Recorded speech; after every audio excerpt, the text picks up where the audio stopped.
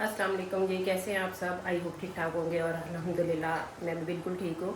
अच्छा जी, आपके लिए आज स्पेशल वीडियो बन रही है मेरी उन सिस्टर्स के लिए जिनके नॉन स्टॉप जो है वो कमेंट्स आ रहे थे, क्योंकि कल हमने एक वीडियो अपलोड की है जिसमें हमने थोड़ी सी देर के लिए कुकिंग भी की है।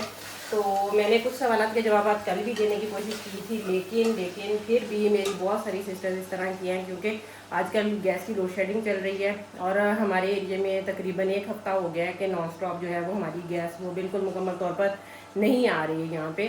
तो हमें नाश्ता, लंच और डिनर जो है वो सारा कुछ इसी चूल्हे पे बनाना पड़ रहा है। तो इंडक्शन का, इंफ्रारेड का बहुत सारे लोग सवाल पूछ रहे थे, उनको मैं बता दूं इस टाइम पे भी मैं किचन में हूँ, तो इसीलिए मुझे याद आया कि मुझे स्पेशल जो है वो ये वीडियो बना लेनी चाहिए।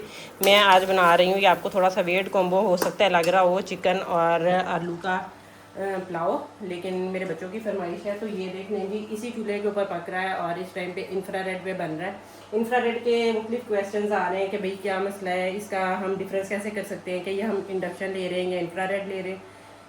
ये चूल्हा जो इंफ्रारेड है, जब आप इसको ऑन करेंगे, इसका स्विच ऑन करेंगे, तो आपको यहाँ पर जो इसकी जो प्लेट है ये वाली, ये जगह जो है वो मुकम्मल रेड होना। अभी मैंने सिर्फ यहाँ पे टेम्परेचर में बता रही हूँ कि 200 पे किया हुआ है, क्योंकि मैं इसको स्लो कर रही थी ताकि कुकिंग के दौरान जो है खाना बिल्कुल जल ना जाए।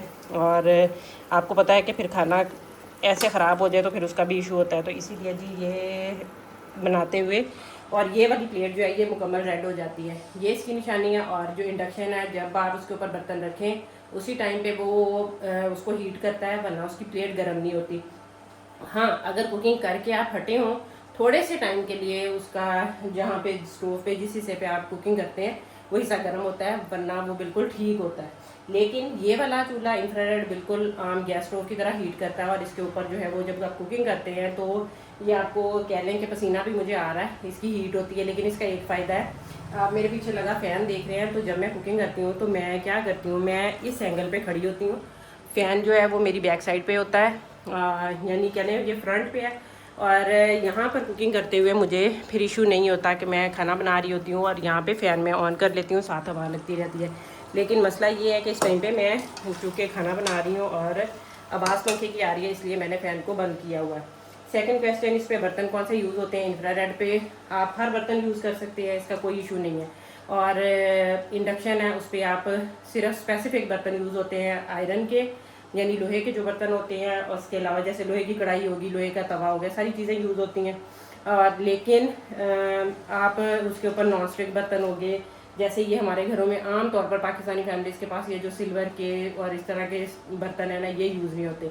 हाँ, स्टील का यूज़ हो जाता है, और वो और स्टील आपको पता है कि फिर अगर वो मोटी प्लेट वाला बर्तन ना हो तो खाना उसमें नीचे लगता है। तीसरी बात, ये क्वेश्चन था कि ये बिजली बहुत लेता है। ज़ाहिर सी बात है, ये जब आप बिजली वाले जो चूल्हे हैं ये बहुत ज़्यादा बिजली लेते हैं। जो इंडक्शन है, इंडक्शन थोड़ा सा फिर भी आप कह लें कम, उसके हमें उस पर हमारी बिजली यूज़ होती है, लेकिन इस पर हमें अच्छी खासी जो है वो पावर इसके लिए ज़रूरत होती है। लेकिन चूँकि ये लगाते ही वो लोग यूज़ करते हैं मोस्टली जिनके पास सोलर है, और उसमें आपको इस चीज़ का कोई इशू नहीं होता कि आप कितनी देर में क्या काम कर रहे हैं, क्योंकि आप दोपहर पूरी आपके पास आराम से बिजली फ्री होती है, आप जितनी चाहें कुकिंग कर सकते हैं, इस पर करके अपना खाना बना के रख लें। और सिर्फ रात की रोटी का एक टाइम रह जाता है, तो इसलिए जो लोग सिलेंडर यूज़ करते हैं उनके लिए बहुत बेनिफिशियल है, इसलिए आप इसको उस टाइम पे यूज़ कर सकते हैं। अच्छा, इसके अलावा ये क्वेश्चन था कि हम जब भी स्वीट बनाते हैं, जैसे हमने खीर बना ली, दूध वाली कोई चीज़ बनाते हैं, खीर बनाएं, कस्टर्ड बनाएं, तो ये सेंटर से नीचे बर्तन पे लगता है। तो नो डाउट मैंने इस पे खीर भी बना के देखी है, बहुत अच्छी बनती है, लेकिन आपको कॉन्टिन्यूसली उसको स्पून को जो है वो हिलाना पड़ता है। आप इसको छोड़ के नहीं जा सकते। जैसे आप वैसे भी जब फाइनल स्टेजेस पे खीर आती है तो दूसरे आप गैस स्टोव के ऊपर भी कुकिंग कर रहे हो ना, तो तब भी आपको उसको हिलाना पड़ता है, लाजमी तौर पर चम्मच को चलाना पड़ता है, क्योंकि आपके खाने का लगने का डर होता है। और इसके अंदर भी इसी तरह है, क्योंकि दूध की पतीली का भी अक्सर कहते हैं, तो एक तो वो कि आपके बर्तन का थोड़ा सा पैंदा मोटा हो ना, तो उसमें भी खाना थोड़ा सा कम लगता है, लेकिन इसको सेंटर वाले पोर्शन से आपको हिलाना लाजमी तौर पे पड़ता है। तीसरी बात ये, जब एंड होता है, आप खाने के लिए चूल्हा जब कुकिंग के बाद बंद करते हैं, तो जिस तरह हम गैस का बर्नर बंद कर देते हैं और उसी टाइम पे हमारे खाने पकने का काम जो है ख़त्म हो जाता है। लेकिन जो इंफ्रारेड है, ये इसकी प्लेट गर्म होती है, आप इसके ऊपर जब भी कोई बर्तन रखते हैं, खाना बना के हटते हैं, तो जिस तरह आपने अभी समझे मैं चावल बना रही हूँ, तो भी मैंने पानी भी आपके साथ बात करते करते इसमें डाल दिया। तो चावलों के दौरान जब हम इस पे एंड में राइस मिक्स करेंगे और उसके बाद हम इसको दम देंगे, तो दम देते हुए हम जिस तरह आपने 15 मिनट का दम दिया है या 10 मिनट का दम दिया है ना, तो आप इसकी मिनिमम जो टेम्परेचर है 200 पे आता है, तो आप इसको क्या करें कि 8 मिनट के बाद स्टोव को बिल्कुल बंद कर दें। जो बाकी के 4-5 मिनट हैं वो इसकी प्लेट गर्म होने की वजह से जो है वो दम का टाइम जो है उसका परफेक्ट हो जाएगा। तो ये छोटी छोटी सी इसकी कुछ चीज़ें थी, कोई इसमें इशू नहीं है, कोई मसला नहीं है। जो हमारी सिस्टर्स वो डर रही हैं, देखिए अगर आप बिजली का जो लोग इसको यूज़ करते हैं, जो इंडक्शन ले सकते हैं, उसका भी कोई इतना ना वो इससे बहुत ज़्यादा महंगा है, कोई 2-4 हज़ार का फ़र्क होगा, क्योंकि इसके रेट का बड़े लोग पूछ रहे हैं। इनका रेट आजकल ये यहाँ पर जो है वो लोकल मेड बहुत सारे आए हुए हैं, बाकी जो दूसरी कंपनीज है थोड़ी सी रिनाउंड हो गई हैं, जी पास का हो गया यहाँ पर, और भी इस तरह से ये मुझे काफ़ी सारे जेल में नाम निकल गए हैं, तो वो इस तरह कितने सारे ब्रांड्स के हैं। आप अगर उनको लेना चाहें तो वो आपके अपना इशू है, और इसके अलावा होममेड वगैरह का भी है। तो लेकिन चलना इन्होंने उतनी देर है, क्योंकि मेरे पास जो इंडक्शन है वो जस्ट सिंपल मैंने इसी तरह किया साइड पर, और वो एकदम से वो हिला और उसकी वो प्लेट जो है वो क्रैक हो गई थी, क्योंकि ये शीशे का। और एक बड़ी हमारी सिस्टर है, बड़ी देर से हमें कमेंट्स करती थी, उन्होंने भी कहा कि हमने अच्छे ब्रांड का भी लिया था, लेकिन जैसे इसके ऊपर कोई चीज़ लगेगी तो सारी सी बात है, जब ये है ही शीशा, ये वाली चीज़ प्लेट शीशा कह लें जो भी है, तो ये इसके ऊपर कोई चीज़ वेट लगेगा तो एकदम से ये टूटेगी ज़रूर। तो थोड़ी सी एहतियात करनी पड़ती है। बर्तन का इसका स्टैंड का कह रहे थे बड़े लोग के स्टैंड लगाना चाहिए, तो मैंने पर्सनली मुझे वो कह लें कि आप फिजिबल नहीं लगा कि मैं स्टैंड लूँ, क्योंकि हमें इनके ऊपर वैसे भी गैस की हीट का थोड़ा सा इशू होता है कि हम लोग हमारा खाना जो है थोड़ा सा जल्दी टाइम पे पक जाए, तो हम इसको स्टैंड लगाएं तो पता नहीं अब उसकी फिटिंग पूरी प्रॉपर आती है कि नहीं, क्योंकि मैंने अभी तक इसका स्टैंड लेने के लिए सोचा भी नहीं है। और दूसरा कोशिश करती हूँ कि थोड़ी सी एहतियात से बर्तन को हिलाएं। बाकी बर्तन का साइज़ का कोई इतना ज़्यादा मसला नहीं है, सिर्फ इंडक्शन में ये होता है कि आप उसके डाये के हिसाब के साथ आप लें, तो फिर आपका खाना जो है वो ठीक है, यानी उसको हीट प्रॉपर लगती है, क्योंकि वो जितना सरफेस उसका एरिया उसका टच करता है उसी पे वो आपको प्रॉपर हीट लगती है। लेकिन जो ये हमारे पास इंफ्रारेड है, ये देखें जी, इतनी देर में पानी को उबाल भी आना शुरू हो गया, तो इसमें कोई टाइम नहीं लगता। मैंने पूरे 1:10 पे मैंने कुकिंग स्टार्ट की थी, और इतनी देर में अभी इसके चिकन भी भुन गया और सारा कुछ है। जो कहते हैं कि जी टाइम बहुत ज़्यादा लगता है, इस पर टाइम बहुत ज़्यादा लगता है, तो कोई टाइम का इशू नहीं है। थोड़ा सा आप कह लें मैक्सिमम 4-5 मिनट का फ़र्क पड़ता है। हाँ, थोड़ा सा रोटी के लिए आपको ये करना पड़ता है, आपको तवा इसके लिए प्रॉपर अच्छे तरीके से आप गर्म करें, 3500 के ऊपर इसको गर्म करें। जैसे ही तवा गर्म हो जाएगा फिर आप इसको परफेक्ट आप इसके ऊपर रोटी बना सकते हैं। पराठे इसके ऊपर बहुत अच्छे बनते हैं, और वो उसके ऊपर भी इंडक्शन पे भी बहुत अच्छे बनते हैं।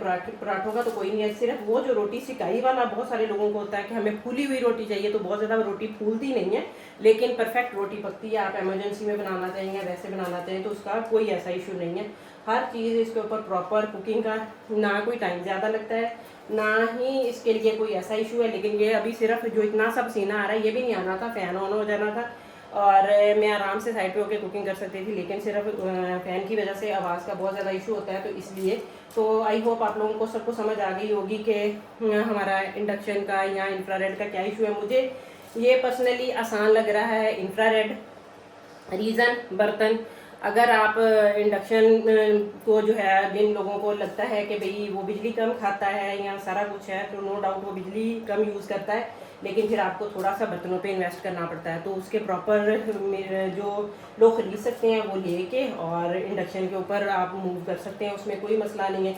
लेकिन अगर आप सिर्फ थोड़ी सी इन्वेस्टमेंट करना चाहते हैं और आपका सोलर भी है और आप चाहते हैं कि आपको उसका फ़ायदा भी हो और खाना भी आराम से बन जाए, ज़्यादा पैसों का चूल्हा भी ना है, तो ये अब तो 4-5 हज़ार का आराम से ये वाले चूल्हे ऑनलाइन इतनी वेबसाइट्स हैं उन पर मिल जाएगा, दराज से आपको मिल जाएगा। तो बहुत सारी जगहों पे कि आपको आराम से चूल्हा मिल जाएगा, और सिर्फ ये एक वन टाइम आप कह लें इन्वेस्टमेंट है।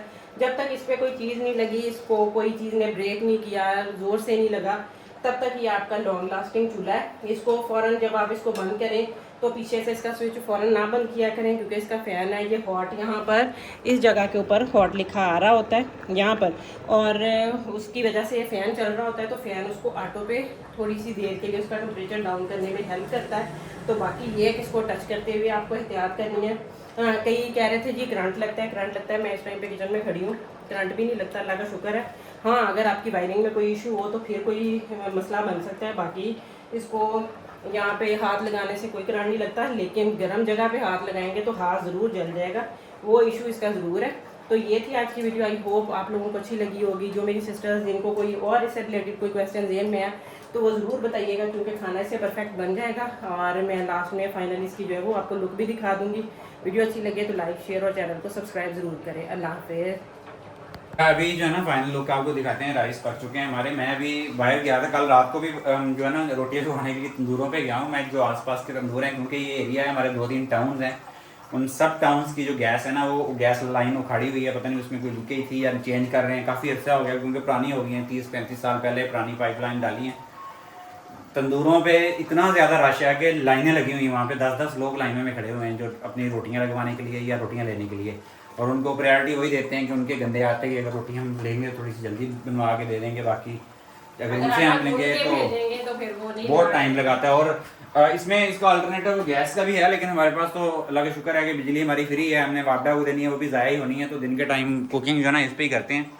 और हमारी जो है ना राइस रेडी हो चुके हैं। ये हमारी जो है ना दम आ गया है, ठीक है। वो लोग कहते हैं ना कैसे बनते हैं, ये ज़बरदस्त बन जाते हैं ये, क्योंकि नए चावल नहीं, बच्चों को नए चावल हैं, ये 1 साल पुराने चावल हैं। ये स्टीम राइस नहीं है, इसलिए थोड़े से जुड़े जुड़े ये बच्चों को ज़्यादा पसंद है। इनका टेस्ट बहुत अच्छा बनता है, क्योंकि आपने खाने छोड़े हुए हैं, हाँ। हमने खाने होते हैं, हमें ये वाला ज़्यादा इनका फ्लेवर अच्छा लगता है, और इनकी खुशबू बड़ी आती है। खुशबू जो है ना इसकी बहुत ज़बरदस्त है। तो जी ये आप देख लें। और इसका जो मैंने एंड पे दम का टाइम था ना, कितने मिनट दम इसको मैंने 7 मिनट 200 पे किया था, और उसके बाद 2-3 मिनट ये बंद कर दिया। उसके ऊपर ही पड़ा है, अभी मैंने आपके सामने अभी पड़ा हुआ है। हाँ जी, तो ये इसकी मुझे जरूरत नहीं पड़ी। और अभी इसको हम नीचे उतार लेते हैं, क्योंकि चूल्हा अभी ऑन है बैक साइड से। इसको अभी मैंने बंद नहीं किया इसलिए कि ताकि इसका राइस जो है ना ये भी बहुत अच्छे बनते हैं। इनकी लंबाई आप चेक कर सकते हैं, अच्छी है, लेकिन सिर्फ इसमें पिच होती है हल्की सी। ये नहीं खत्म होता। स्टीम राइस जो है ना वो अच्छे बनते हैं, लेकिन वो मुझे ज्यादा पसंद है, बच्चों को ज्यादा पसंद नहीं, क्योंकि थोड़े से ड्राई से होते हैं। हाँ, ये जो है ना इसके अंदर जूसीनेस होती है, तो ये बच्चों को इसकी खुशबू और हर चीज ज्यादा पसंद है। तो आई होप कि काफी जो है ना बेगम ने बता दिया होगा चीजों के बारे में, जो मैंने कहा था कि जितने क्वेश्चन मेरे जेल में थे और जो मैंने पढ़े थे वो मैंने अपनी तरफ से उनके मुकम्मल जवाब दे दिए। टाइम भी आप दिखा दें, टोटल पकने से लेके अभी तक 40 मिनट के अंदर ये सारे चावल इसमें दम का टाइम भी है इसके अंदर, और इसके अंदर पूरा वो भुनाई कह लें जो कुछ है, यानी चूल्हा ऑन करने से लेके ये फाइनल चूल्हा बंद करने तक चावल उतार भी दिया हमने। 40 मिनट के अंदर हमारा खाना ये बन गया है।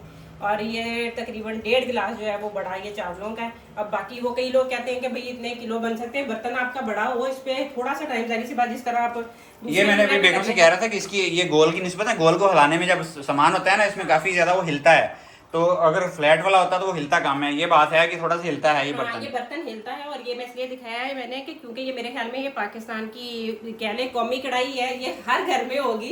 और ये जिस दौर की चल रही है, तो इसीलिए मैंने कहा मोस्टली लोगों के पास जो बर्तन है, क्योंकि हम फ्लैट सरफेस पे लोगों को बड़ा फिर ये इशू होता है कि शायद दूसरे बर्तन पे तो हाँ कि खाना नहीं पकता। ये देखें इसके ऊपर भी खाना पकता है। और इंडक्शन में ऐसे बर्तन के ऊपर नहीं पकता है। इंडक्शन में वो हल्का सा टच होता है, उसमें प्रॉपर हीट नहीं पहुंचती। इसमें आप फ्लैट सरफेस इसमें जो है ना प्रॉपर। और इसका साइज पूछ रहे थे प्लेट का, इसका जो ना 8 इंच साइज है। इसका जो सर्कल है ना, सर्कल अभी बहुत गर्म है, इसमें ही पता चल रहा है। इसका जो सर्कल है ना, सर्कल इसका ये 8 इंच इसका साइज है। और टोटल इसका मेरा ख्याल ये 1.5 इंच उधर 1.5 यानी कि 12 इंच का टोटल ये होगा, 1 फुट का है मेरे ख्याल में ये टोटल। और अंदर वाली प्लेट का मैंने अभी इसका ऊपर पढ़ा था, कुछ लोगों ने क्वेश्चन पूछा हुआ था कि कितने इसकी जो प्लेट है इसका साइज कितना, तकरीबन 8 इंच है ये प्लेट इसकी, 8 इंच का साइज है इसका। और टोटल जो है 1 फुट से ज्यादा लंबाई है इसकी, चौड़ाई ऑलमोस्ट 1 फुट है। और बर्तन इस पे आप बड़ा यूज कर सकते हैं, ये मस्त नहीं है कि आपने इसी साइज का बर्तन लेना है। इससे बड़ा भी होगा क्योंकि ये 8 इंच जो है ना नीचे हीटिंग वाला एरिया है, 8 इंच से हीट होती है। और ये वाले जो बर्नर है ना, आप देख सकते हैं ये चूल्हे वाले जो बर्नर होते हैं ये 2-3 इंच का ये होता है। सबसे बड़ा बर्नर इसका 4 इंच का होता है इसका। आप देखें ये बर्नर जो है ना इसकी, ये मेरे ख्याल में 2 इंच का या 2.5 इंच का बर्नर है, और ये इससे भी छोटा है। और ये सेंटर वाला बर्नर जो है ना ये सिर्फ बड़ा ही उठाएं जरा, सेंटर वाला ये थोड़ा सा ये बड़ा है, सिर्फ ये वाला सबसे बड़ा बर्नर है। और ये भी 4 इंच का, मेरे ख्याल में 3.5-4 इंच 3 इंच है या 3.5 इंच है ये वाला बर्नर जो।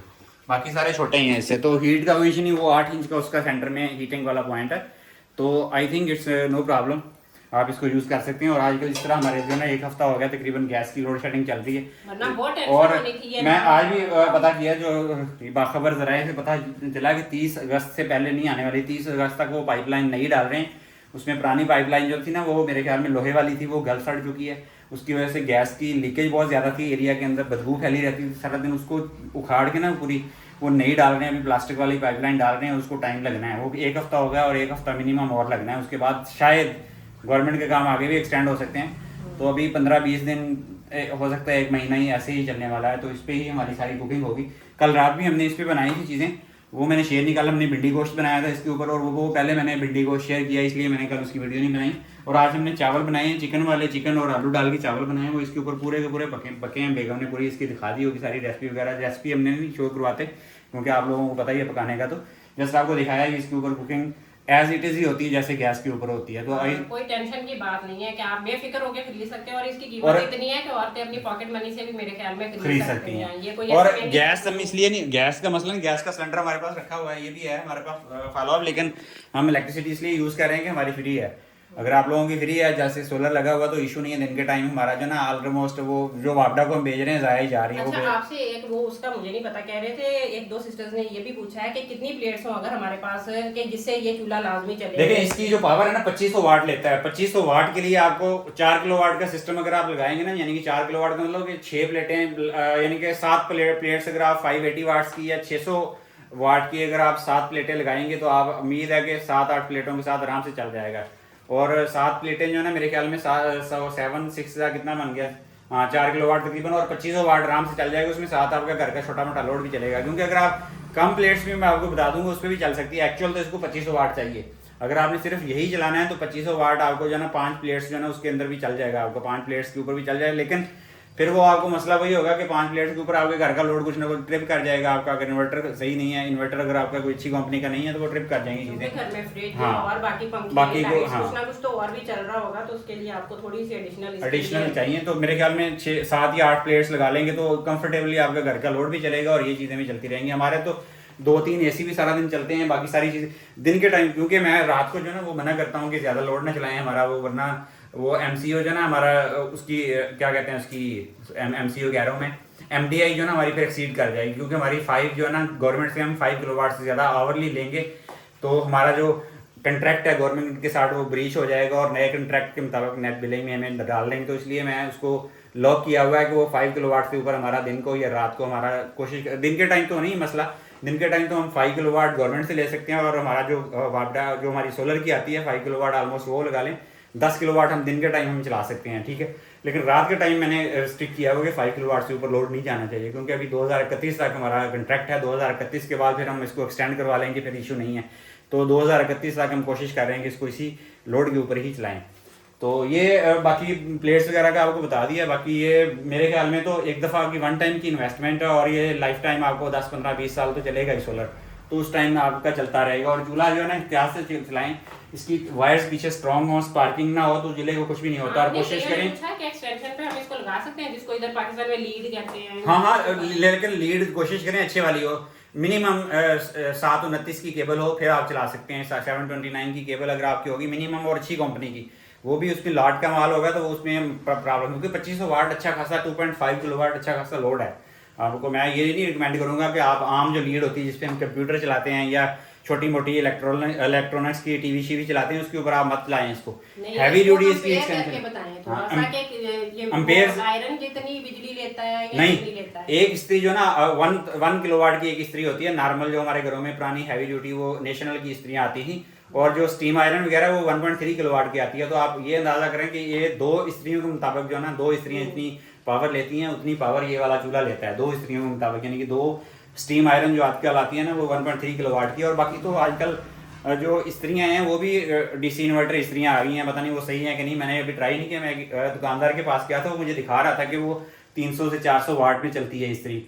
तो आई डोंट नो कि इसमें कोई रियलिटी है कि नहीं, और लोग यूज़ करते हैं तो लाजमी जो हमारी सिस्टर्स हैं या भाई हैं वो यूज़ कर रहे हैं, तो उस पर लाजमी कमेंट करके हमें बताइएगा कि वो वाकई 300-400 वाट पे चलती है इस्त्री की नहीं, क्योंकि हमारे पास तो कन्वेंशनल है, वो स्टीम वाली एक आयरन है, उसका मैंने लास्ट टाइम बताया भी था कि कितने किलोवाट लेती है, वो तकरीबन 1.3 किलोवाट लेती है इस्त्री जो स्टीम आयरन वाली होती है। और दूसरी जो आम जो नेशनल वाली पुराने दौर की होती थी वो भी 1000-1050 वाट इस तरह लेती है वो।